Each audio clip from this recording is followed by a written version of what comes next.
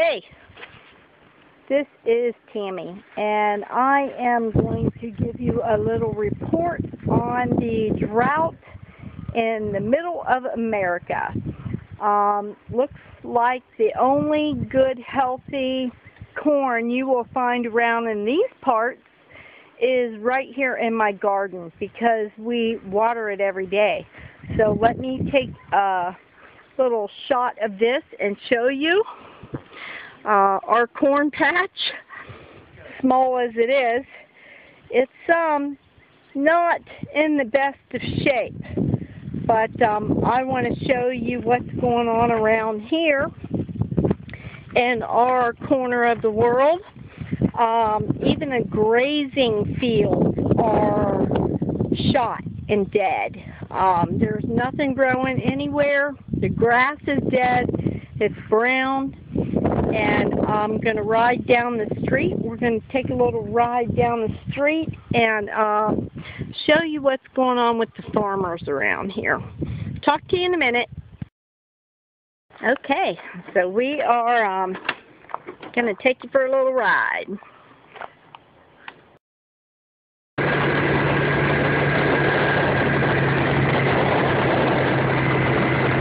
Here's our little creek where Paul goes fishing for, what do you fish for? Bass. Look at that. Bone dry. There's a little bit over on this side. A little bit of water. Not much. Okay, let's go get the corn.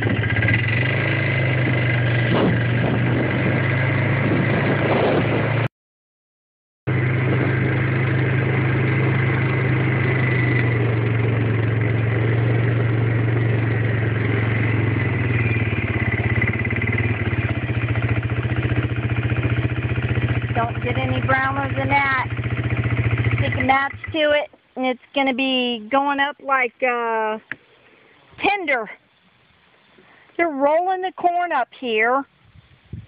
Don't know what they're going to do with it. They might try to salvage some of it for feed, but the crop right here is a loss, and they are already cutting it. You can see how dry and brown the ground is, and there's hardly no green on that corn at all. We're going to go around another block and I will show you some more. Okay, here is a picture of a soy field in the middle of USA.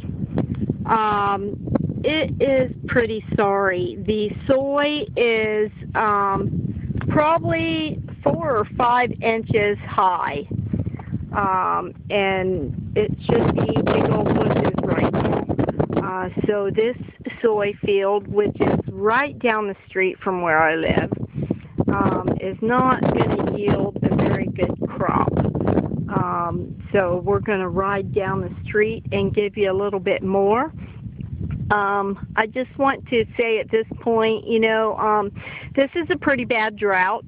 I have never experienced a drought where I lived until this year, until moving out here. But it coincides with Matthew 24. The Bible says that these things are going to come upon us, and they're going to increase. The labor pains are going to increase, and as a nation, our country is not exempt from experiencing drought, natural disasters, and any other thing that God may choose to use as a form of judgment on this world, because many are lost and dying without hope, and the gospel, the truth, is not being preached. So I do believe that if you have the means to buy up some food, you need to be doing that now. Seek the Lord. He will lead you with what you are to do. Some are called to store up food and provide places of refuge as gross darkness covers the earth, and some are called to walk by faith. And God will provide during that time with signs, miracles, and wonders. There's a cornfield over here on the other side. And as you can see, it is almost all brown. There's hardly any green. We're going to ride down there and take a look at what's down there and see if we can see some cuttings. I don't know if the farmers are cutting right here or not, but they're definitely cutting in some other fields around us. And I'm going to show you what's going on here. The first and most important reason to have food reserves is to be prepared in case of an emergency. There are an average of 392 large-scale natural disasters a year. Add to this the possibilities of unemployment, accidents, and downturns in the economy that have 43 million Americans on food stamps, and food reserves make all kinds of sense. But food reserves are not just about you, are they? They're about you and all the people you care about. Let me illustrate my point. The price of food is continually rising. What if you found out about a grocery store that opened up in your neighborhood with prices from 10, 15, even 20 years ago? Would you shop there? Probably. What if the food was free? Would you keep it to yourself? Or would you feel inspired, even responsible to share that gift?